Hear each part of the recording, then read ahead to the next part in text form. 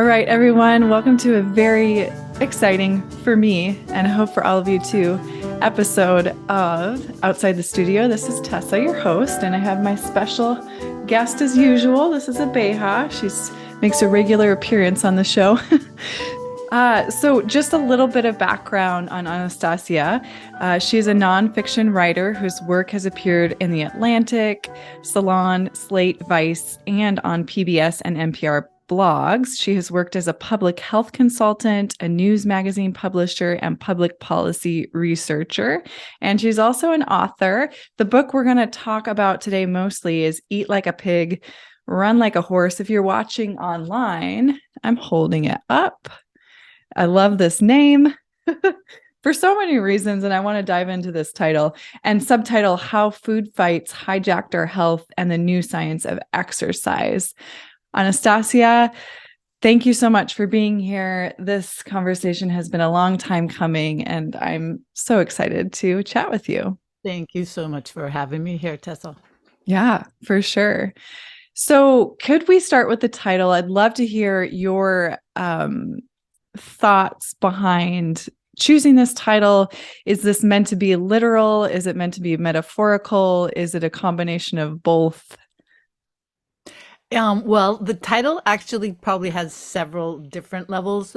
The first one is the obvious one, and there are a couple words that are sort of missing. I think maybe to make it more eye-catching, we've sort of shortened it a bit, but it's really, if you eat like a pig, then you better run like a horse. Ah, okay.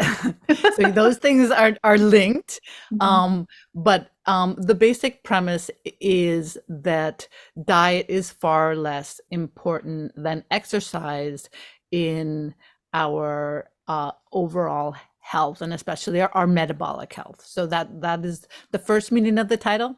The second meaning actually has to do with some of the way I go about exploring the impact of physical activity on the body, and for that I looked at our fellow animals, and so there are numerous animal stories throughout the book, and so two of the animals that we have the most likenesses to are actually pigs, in that we, like pigs, are omnivores, and our digestive systems are really similar, our metabolic systems as well.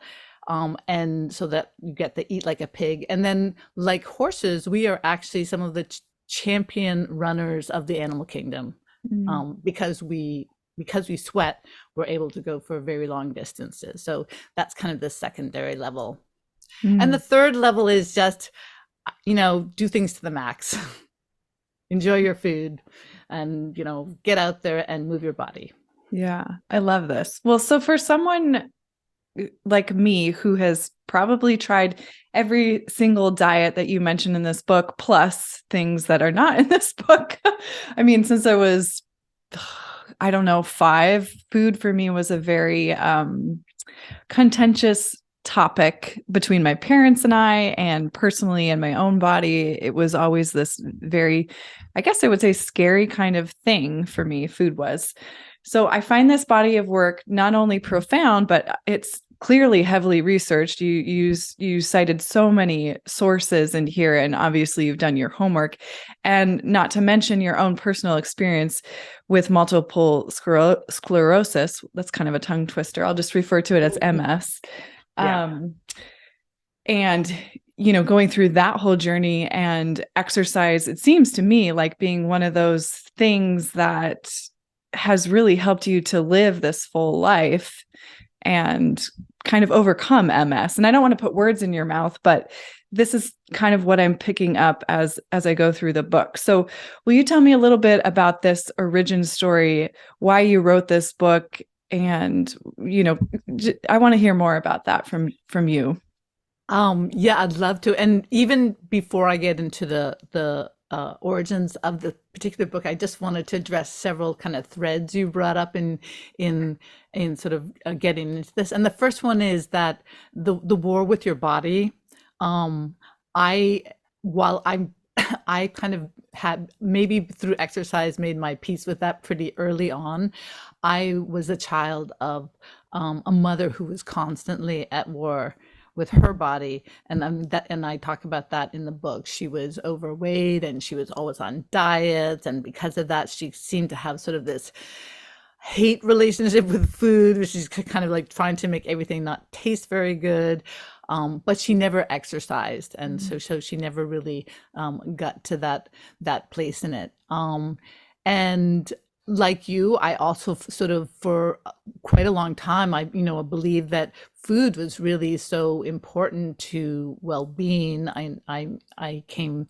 My previous book is about processed food. I was a member of Slow Food, a leader in slow food, and I believed in making everything from scratch, and not giving my kids packaged foods. So I also shared that.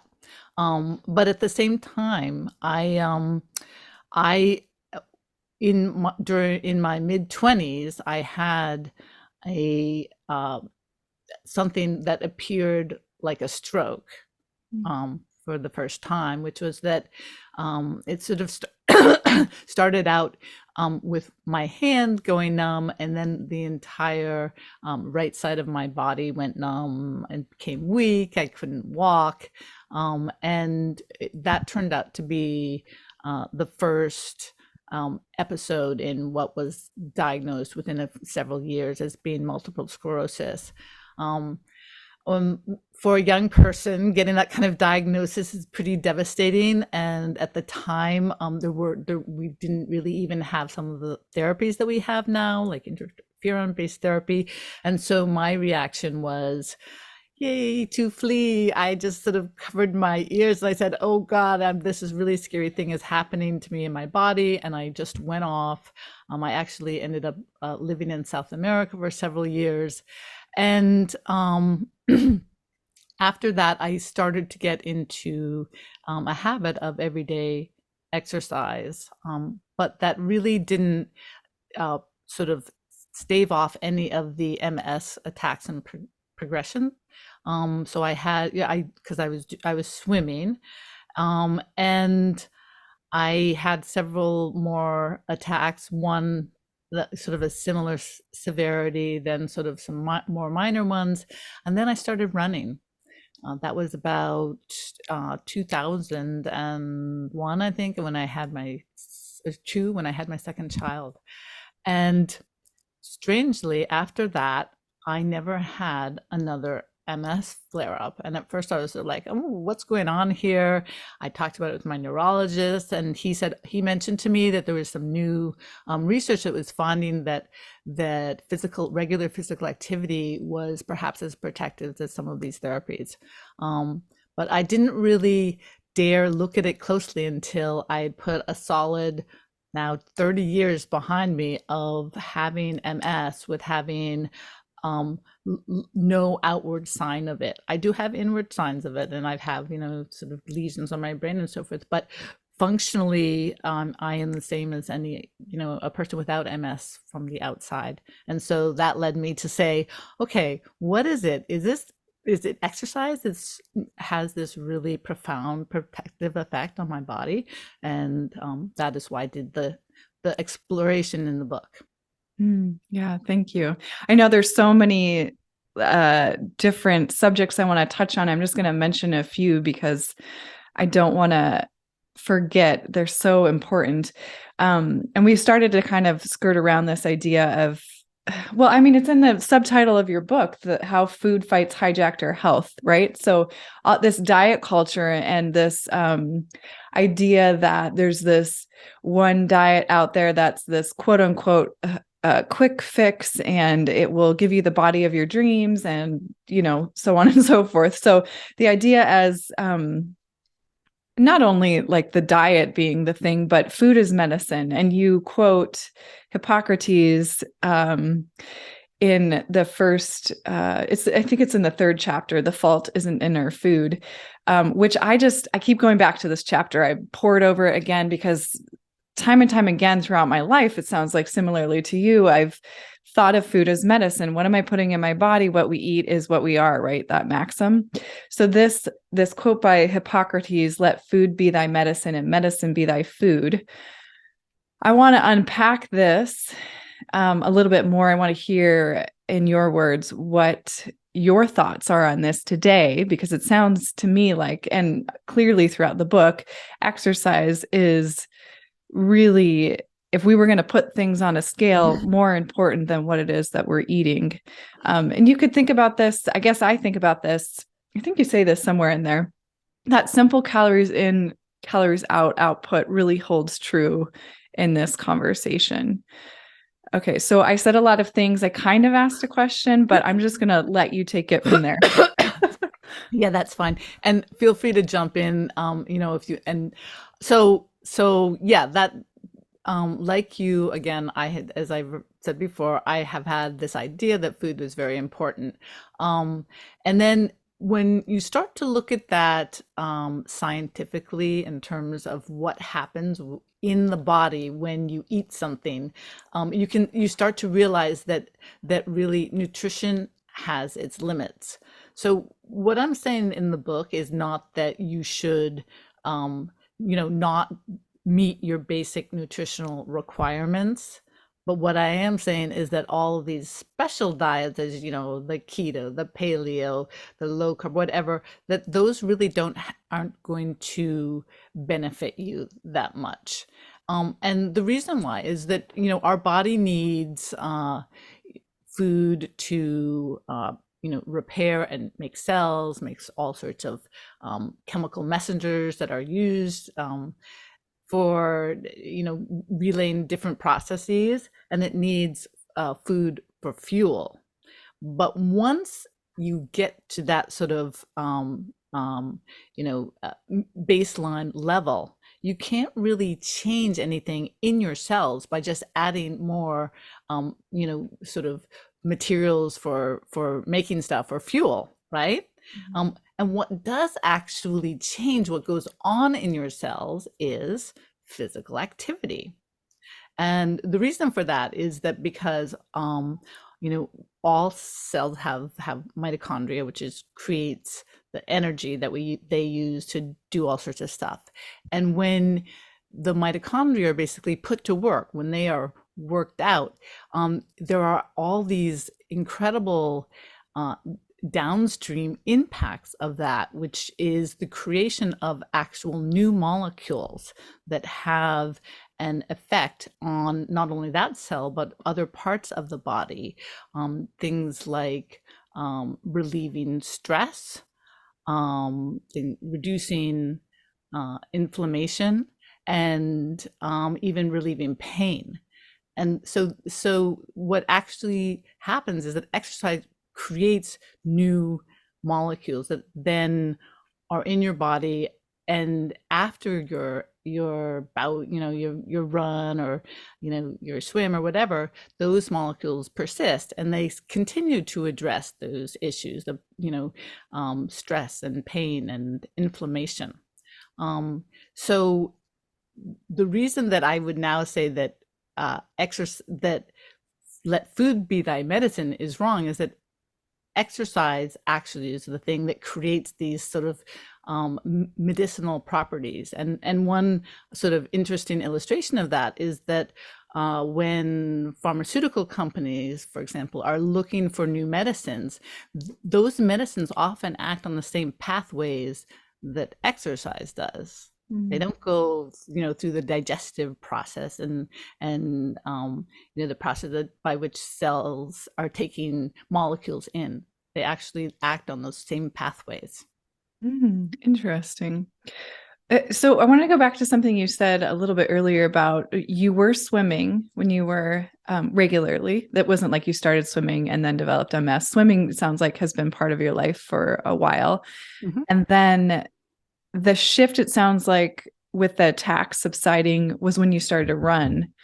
Did you find, in your research, have you found anything that explains that phenomenon? Why the running? I think there, there are a couple things. So I was talking just in the previous question about these different sorts of molecules and cellular processes that are created by exercise, and I can go over a few of those. But what an important aspect of running are really two things. One is it is an incredible aerobic exercise. It gets your heart rate way up there, and I'm not sure if I was really getting it that high as a swimmer. So I definitely get to that point of being, I quickly get so that my breathing increase. I don't want to say out of breath, because once you've run quite a bit, then you tend not to get out of breath. And the other important thing, so that when you get out of breath, that indicates that your everything has been vastly speeded up. Your circulation is speeding up.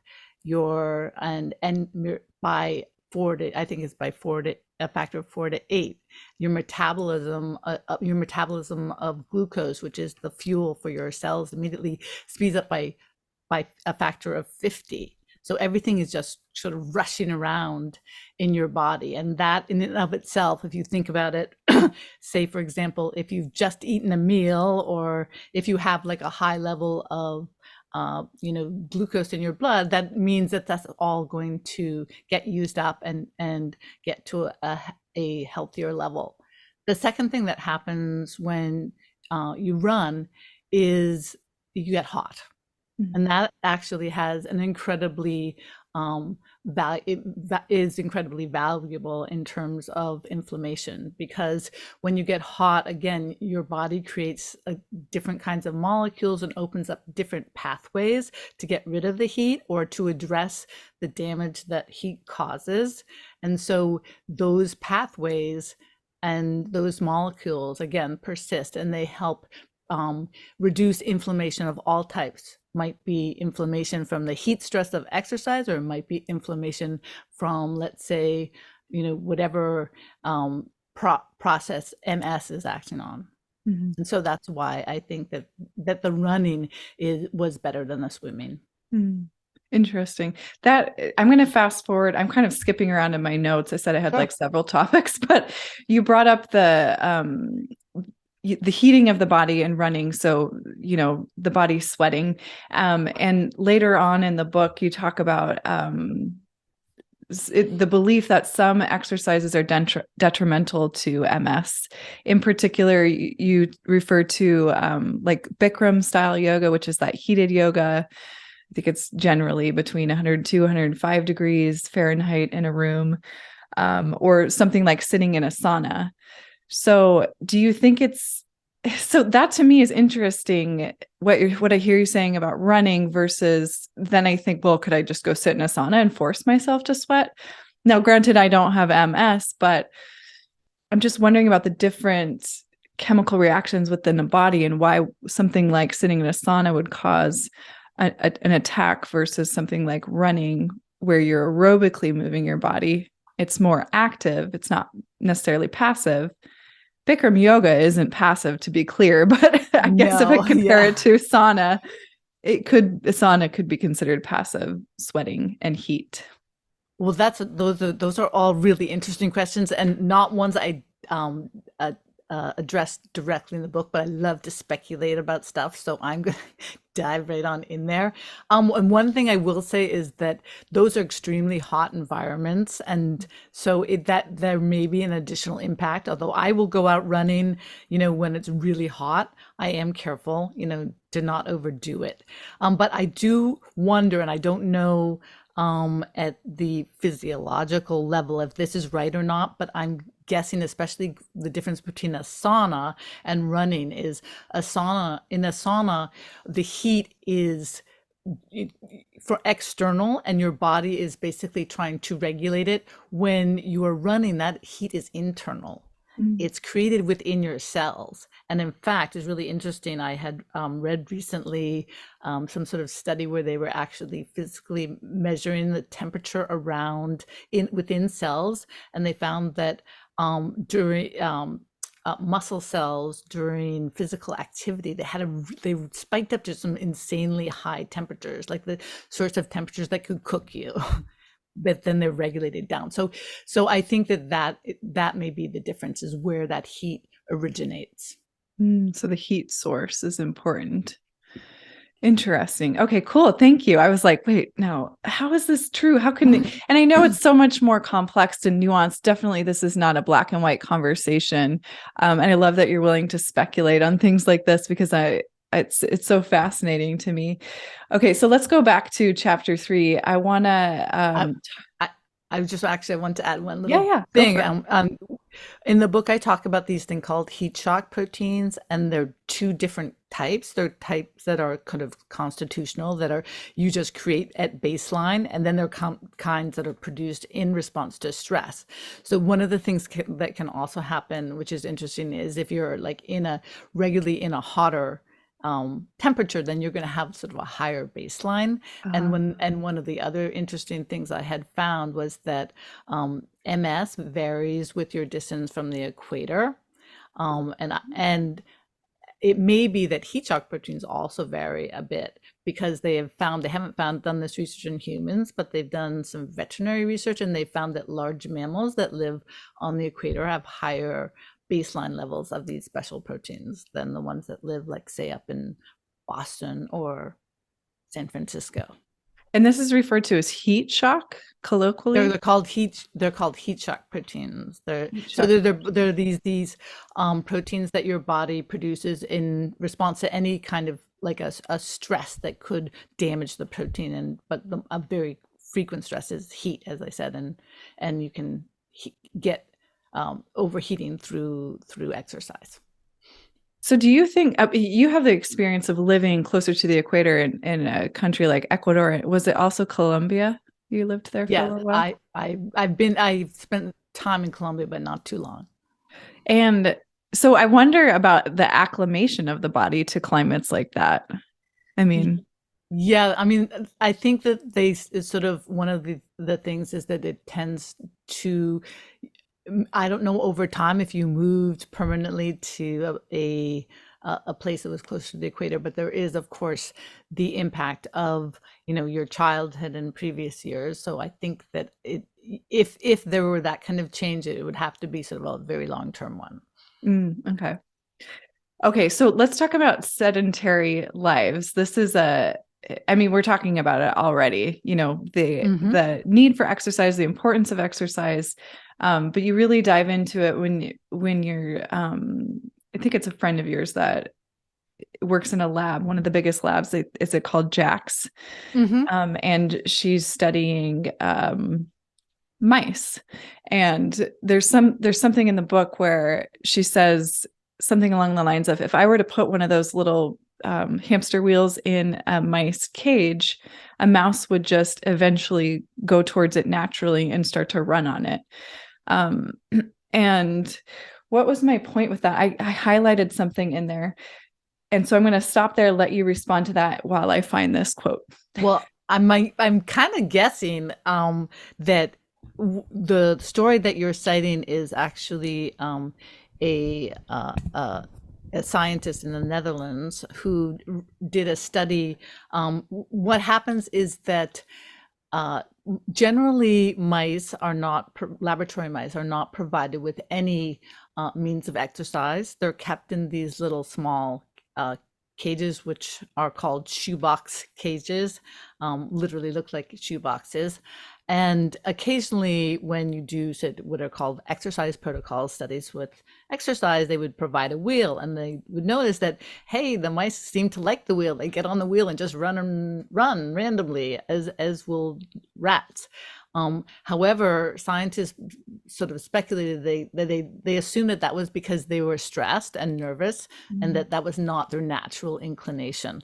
So this scientist, Johanna Meyer, what she decided that she would find out if wild animals also like to run on wheels. And she did this really homespun experiment. She installed a running wheel in the back of her garden, and then a bunch of cameras that were movement activated.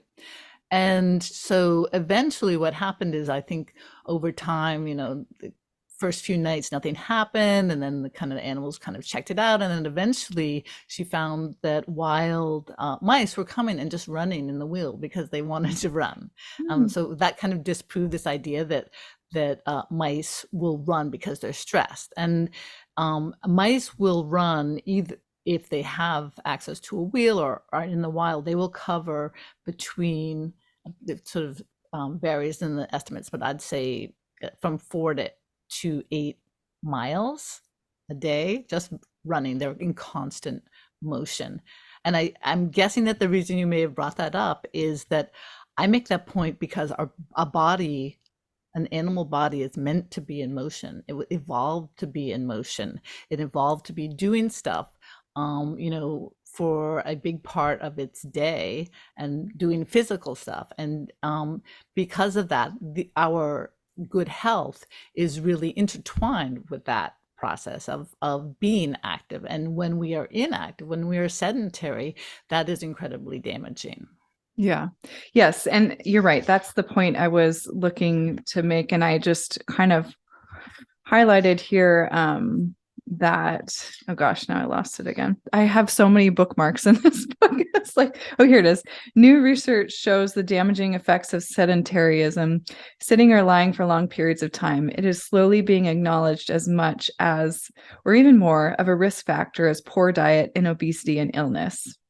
Insufficient physical activity is highly correlated with diabetes. And then you go on to talk about diabetes. But I think that, we're highlighting the point that physical activity is really important as it relates to the mice and their level of activity.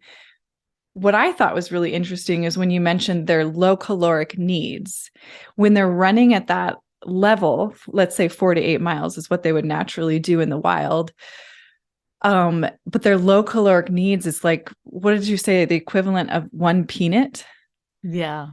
Yeah. So that to me is interesting. And I know that we're genetically different than mice, but it's kind of similar. Maybe not as similar as pigs and horses genetically, but how, when we're thinking about, our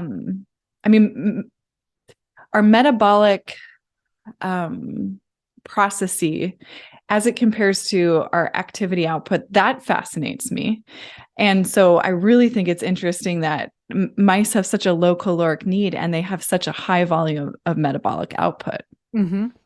Yeah, I mean that is true, and I don't know the reason for that at the metabolic level. I can also say, however, that another animal that I cover in the book, bats, and that they have, I wouldn't say they have a low caloric need, but they have an incredible volume of output, which is that bats, as it turns out, depending on, the species of bats may fly up to 50 or 100 miles a night. And Wow. they're usually eating the whole time because that's what they do when they're flying, but it's still, and it's an insane sort of output. And they are only topped by, and this wasn't an animal I covered in the book, but I know about it, birds. Birds have a different metabolism than we do, but birds can, I think there's this bird that crosses the Atlantic Ocean as part of its migration without eating for, I think it's 9 days, eating or drinking for 9 days. Yeah. Well, so the question I have around this particular topic, I think, is how do we decide? I feel like for me, at least, and I'm curious what your thoughts are on this in your own body and experience. There's kind of a fine line for me in my body about how much exercise is enough, like it's sufficient, that's my baseline, and how much is too much and causes stress on joints. Like in particular, I struggle with crepitus in my knees, which is kind of like an early onset type of arthritis. So they're really crunchy. It sounds like Rice Krispie treats in my knees. And that I started to notice that after my second marathon. And right now I'm training for my third because I refuse to let that be the thing that makes me sedentary. So I believe is it about 4 miles a day that you run as like a baseline? How did you come up with the number 4? Um, I actually even ran fewer miles at earlier points in my life, and I increased it a little bit. But and so I think that generally the sweet spot for a run is a couple miles. And that's and you know, the many experts have said it's enough to get most of the benefits of physical activity, and sort of everything above that is gravy. So I have chosen for not for any particular health needs, but it's sort of like what I like. Mm. I do find that even and I haven't ever really done the kind of mileage that you are probably doing if you're training for marathons, but I do find that my energy level and my sense of well-being and my mood, that to me seems to just increase with the actual amount of exercise. So I do, and as you've noticed, there can be stresses on the body as well. And I do think that, particularly people who are doing things like marathons or ultra marathons, you have to be super careful, because once you get to that level of exertion, yes, you are going to possibly deplete, you know, stores of things that shouldn't be depleted, or have some sort of injury that can be, you know, really rather serious. So you have to really be attuned to any signs of stress and then modify based on that. But and also, I know knees; that's a bummer. Those kind of Yeah. I I have to say I haven't had any serious injuries, but I have had a couple minor ones, and I at one point I went and I said, okay, let's see. I bet athletes always they're always working out. I wonder if they ever get, you know, injured. And then so I read this whole research paper about how athletes just go through pain, and they just like go through their injuries. And I was like, okay, I can do that too. And I just sort of I modify to try not to make sure that I make the injury worse, but I just keep going through it, and I actually that's worked out pretty well. Yeah. Yeah. That's a conversation, a hot topic in our home. My partner is a former semi-professional soccer player, and he still plays soccer on average about 4 to 5 times a week. And he always not laughs at me in a mean way, but just kind of jokes with me about how, you know, I'll start complaining about pain in my knees or my hips or my low back or something. And he's like, oh, you just have no idea. He was getting injections, cortisone injections when he was like 18. He's had multiple surgeries on his knees. So he definitely is the poster child for exercising through the pain. Yeah. On that note, it's similar thread. I think it's really interesting. And this isn't, I haven't like scientifically sat down and proved this theory, but it feels to me like because of the result, because of the amount of physical activity I do, and I don't know if this is, I'm highly pontificating here. So help me out with this. I'm curious to see what you think. Um, the level of metabolic output or the level of activity versus if I were just to do a straight calculation of how many calories I consume per day versus how many calories I burn, it seems to me like I some days, maybe more often than not, will eat more than I'm burning because I'm always hungry. And I often joke with my partner that I eat more than he does. I eat kind of like a football player, like a linebacker. I don't really, I don't really feel like I'm gaining weight per se. Um, but I think it's interesting what you're talking about here. It's on page 64 as it relates to this topic. And I just want to read a little bit of Mhm. this paragraph. Again, it's not our food that's making us sick, but the lack of something endurance athletes have in spades: daily metabolic workouts in which the body must gear up to supply energy at a very high rate. Aerobic exercise shifts the body from its sedentary holding pattern in which its two fuels, glucose and fatty acids, enter into cells in their proportion in the bloodstream, to full steam ahead operations with a circulation of up to 4 times faster in non-athletes, and a calorie burn rate. This is the part that I'm like, wait, now what? And a calorie burn rate that is 4 to 8 times faster than sitting. So do we as endurance athletes at a certain level start to burn more just by exercising more? Is this making sense? Yes, yeah, no, I mean, where I thought you were going with this question, which I think is where you're going, is um, after a bout of exercise, and during that exercise, of course, your metabolism increases at this very high level, but then it continues at a higher level than baseline for, throughout the day and gradually returns. So if you are exercising strenuously every day, you are basically kind of have boosted up your metabolism, you know, to a higher burn rate. Now, yes, your body will also make some adjustments, but I think that in general, what you are finding is true. Yeah, you have a high metabolism because you're and in fact, there's another sort of sign of that. My husband, who actually hadn't ever run until very recently, had just started running, and since we live in on the East Coast, we have a winter, and my husband is Cuban. He's always complains bitterly about the cold, and this year I've been like, what's going on? You're not complaining about the cold. He was saying to me he was hot, and what it is true is that he started running a fair amount every day, and that not only does it increase your metabolism, but it increases your basal your sense of warmth and temperature. And so he has continued to be warmer throughout the day, just also, which is a sign that it's kind of burning calories at a higher rate. Yeah, that's a benefit I enjoy as well.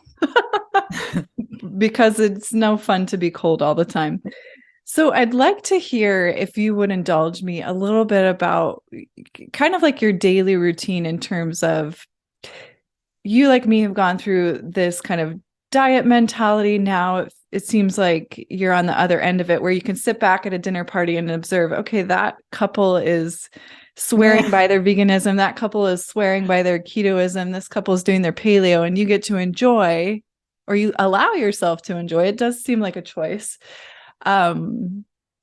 Things that we may consider bad for us, like processed foods once in a while, cheese, wine, chocolate, things of that nature. So I'd love to hear about what your daily food intake looks like, if you wouldn't mind. Sure.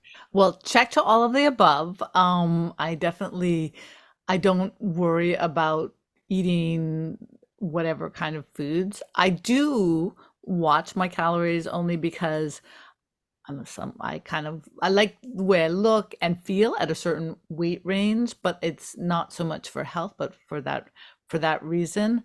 And so I do also, I love vegetables, so that makes it easy. And I will say one thing.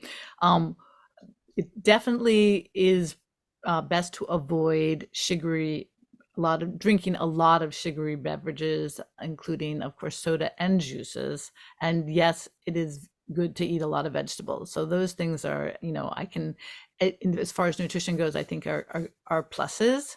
But so food wise, I often have two breakfasts. One might be, before I run, I'll have some nuts and dried fruit. And then after I run, I might have a fried egg and toast. So, and then, I'll eat some salad, but then I'll eat some other stuff that is, like yesterday, I had 2 slices of pizza for dinner, and I ate a piece of, pecan pie in the afternoon with tea. I really don't worry. I tend to enjoy some candy and stuff from time to time. So I just tend not to worry about things, as long as I know I'm exercising and doing stuff. I eat what I want. Mm-hmm. Yeah. It's so refreshing. Do you feel like you've graduated to a point in your life where you're like, okay, have I figured this out yet? Can I relax into this a little bit? Yeah, I do I mean, every now and then I should say, not every now and then, like pretty regularly, there are tons of studies out there saying this is bad for you, that is bad for you. And I just really just go, don't worry. Because I think the bigger picture is this, Tessa, you've got, and actually it was really interesting because, right when my book came out, this study came out that was kind of widely misquoted by the media, saying that it's not true that you can forget about that you can forget about diet if you exercise.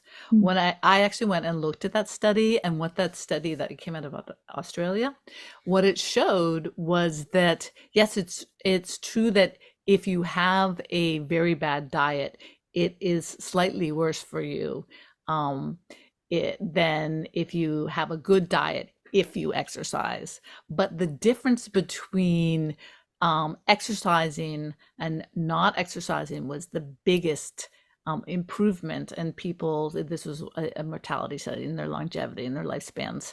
And so the key, and that was, I think, on a scale of anywhere from 2 to 5 times greater. So the change that you can affect in your life by exercising is going to be by a factor of 2 to 5 times more than the change that you can make by eating whatever the best diet in the world is.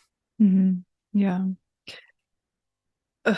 Okay. So I kind of want to, I would like you to, if you could, expound upon why we should. Now, I feel like this is probably, it might feel like common sense for a lot of people listening, but I'd still like to hear in your research what you found about why it's so important to stay away from sugary drinks like soda or juice. Okay, I'm not. The only reason is just that it's such an easy way to consume a lot of calories. And yes, as we said, a calorie is a calorie. Um, but if it's very easy to take in a lot of them, then you will gain weight. And you probably, so overall, um, one thing I want to talk about is health at every size. Mhm. And so one of the interesting things, and I don't have my book in front of me, but there's the sort of these two key tables which show people's uh, longevity in overall longevity and cardiovascular longevity for fit versus unfit in different BMI categories. And the most important thing is that the fit people in all categories had better longevity. And sometimes the difference between the longevity for somebody who was in different BMI categories but fit was not that great. And just in case BMI is an unknown term to us, body mass index, what Sorry, yeah. exactly does that mean when we say Oh, BMI? so BMI is a term that takes into account your height and your weight, and creates this factor to estimate how fat you are. So it's going to become, and it can be confounded or made complicated by things like if you have like big muscles. So one of the things that's interesting is it's not universally accepted, and even in the military, which was the topic of my first book, they don't tend to rely on BMI as much as neck and waist measurements, because that gives a better sense of how much excess fat you have.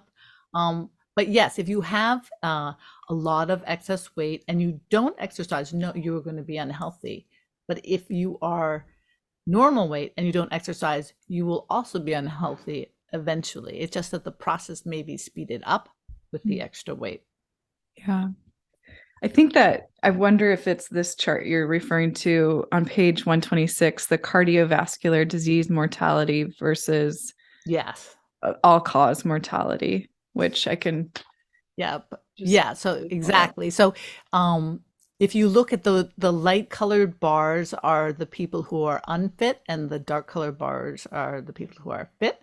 And Mhm. as you can see, the mortality for everybody for any BMI category, whether that's so-called normal weight or overweight, which there's a lot of debate about whether that's okay or not, and then what they may call the obese category, which I think is above 30 BMI. The fit category for any BMI category is always has a lower mortality rate than the unfit category. Yes, thank you. Okay, so Which is to say, fit at any so fit at every size is the most important thing. Mm-hmm. Mm-hmm. So, gosh, this is such a heady topic. So I appreciate you diving into all of my very detailed questions, and hopefully this is helpful for people who are thinking about what their daily exercise regime looks like as compared to nutritional intake, and spark some inspiration. That's my hope anyways. Anastacia, I'm curious, if there's any like message that you hope gets through aside from what we've already said, or any takeaway that you hope people leave this conversation with.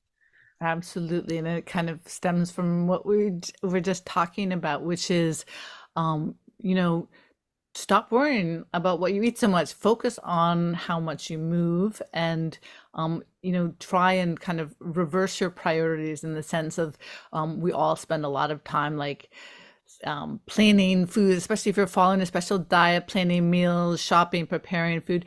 Try and take, if your life has limited time, as most of ours does, try and take some of that time you're spending on food and put it into moving around. Plan a exercise diet the way you might plan a food diet. Say, am I getting and make sort of as the centerpiece of that a big meal of aerobic exercise where your heart rate gets up for at least 20 minutes a day, at least. And then add in little extras. For you talked about my daily routine. I thought we were going to talk about my exercise routine. Yeah. Oh, I'd love to hear that too. So Please. yeah, I do. I get up. I generally will run.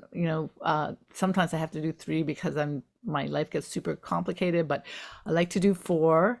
I lift light weights and do stretches for 20 minutes. I take breaks and do housework. I work from home, and those are all sorts of movement. In the evening, I take dance classes. I like to go for walks, bike from time to time. I just try and keep active, or be just on my feet. So and I just think so. Besides that centerpiece of the aerobic exercise, think about things that are going to help with stretching, help with balance, help with flexibility. Just and it's always fun to do different types of activities that are stretching your body and connecting with nature. Yeah, absolutely. 1,000% agree with that. Dance classes in the evening, is this something you go and do in a classroom setting? Yes, I do. I mean, obviously, during the pandemic, I that part of my life had to drop off. But yeah, for many years, I did belly dance, several, and now I'm doing some Latin social dances, and so that's just a lovely way. It like engages your mind as well, because you're learning new steps, and I find it just a super great break between the workday and all the worries of that, and then you just kind of concentrating on learning your routines, and you come out very refreshed, and it's a lovely kind of different thing with learning different movements and flexibility and balance and stretching. So yeah. Yeah, for sure. I love salsa dancing, merengue, cumbia, tango. I did for a little bit, so I 100% agree with you. It's so fun. So I'm curious, before we started to record, you were mentioning that your day is very busy. You're working on, and you may or may not be able to speak about this, so stop me if you can't. We could always edit that out. Okay. But I'm curious about because I know, heavily involved in a lot of big not healthcare, maybe I shouldn't say that, but health projects for the public. And I'm curious what you see for the future of health, in terms of, I guess I'm thinking about, do you see a movement away from fad diets? Do you see a movement towards a more quote unquote healthy approach to food, and less of a war on food and more of an embracing of, it seems to me like things happen in cycles in our culture, a movement back towards more movement? Because like you mentioned in the book, in the 70s, the rise of the TV directly seems to correlate with everyone having a TV in home and us just being kind of glued to our devices. And now there's computers and our phones. So we're still kind of glued to our devices all the time. What do you see for the future of our society in terms of health? Ooh. I thought you were bringing me in a positive direction, but I have to say I'm a little glum on the outlook, and for a couple reasons. It feels like the whole idea of diet as the way to manage your health has only become stronger. It seems like there's even this increased drumbeat about sugar and so forth. And another sort of discouraging trend, which is something I've done some research on outside of this particular book, is the medicalization of obesity. And that's been a long process. And I personally believe it's kind of been something that has been instigated and promoted by special interests, aka the pharmaceutical industry, and they are now finally getting their goal when they first started out in the 1990s, which is that now government insurance programs and private insurance programs are approving pharmaceutical treatment of obesity. So rather than people, getting healthy, they're going and they're getting pills to lose weight while they're still not addressing it or still not embracing the most important source of health, which is physical activity. So I see that. And again, as you mentioned with our devices, people are, I kind of chronicle, we're actually now like somehow can't even figure out how we could be fit everything we have into the day with the time we're spending on our devices. And I don't see that trend ending anytime soon. Yeah, that is kind of glum, isn't it? I'm trying to figure out how to end this on a positive note, but perhaps the call to action here is that it's really important to consider how much time you're sitting. And to, like you said, the call to action is to prioritize moving your body. And that's what we're made to do. Our bodies are made to move. I think about, I'm taking it one step further. I'm thinking about, I love to backpack and I love to be outside in nature, and how our bodies are made to, people often ask me, this seems like a topic that comes up when I talk about going backpacking.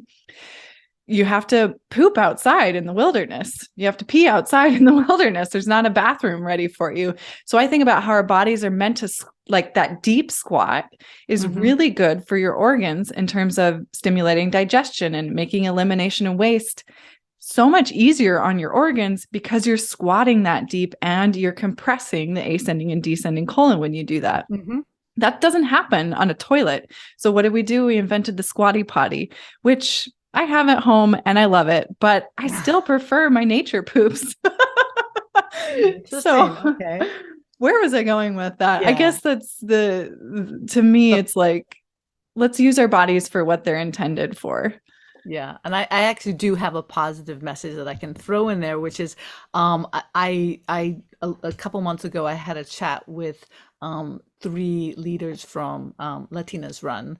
And what we ended up talking about was how important we felt being a role model for our children and our elders was in making exercise a really important component of our day. And we talked about how proud we were that all of our daughters, and I think there was one son in the group, we mostly had daughters, were, following our footsteps. By some of them were running, and some of them, and all of them were athletes. And so I think we can, trying to shift the tide, especially, think about the impact you have on others, to help inspire you and motivate you to be physically active every day, but especially on your kids. Yeah, that's beautiful. I love that. That's perfect, inspirational, happy note to end on. Is there anything else you want to add to that, Anastacia? And I do want to ask an important logistical question, which is where people can go to find your books, your body of works, follow you, connect with you? Yeah, I have I'm not super good at social media, but I have a LinkedIn account, I have an Instagram account and Twitter. And those are, let's see, my Twitter is at Combat Kitchen. That was my previous book. My Instagram is Anastacia MDES, and my LinkedIn is my name. You can also, I have my email around if anyone wants to connect. You can reach out that way. I love to hear from people. So, please, if anyone is listening, has a question, get in contact with me. I'd love that. Awesome. Thank you. Well, I really appreciate your time and I will let you go, but this has been such a fun conversation for me. And I do really appreciate this body of work, Eat Like a Pig, Run Like a Horse. It's like I said, very profound, very heavily researched, but also such a joy to read because of all the fun stories that you weave throughout. So thank you for doing this.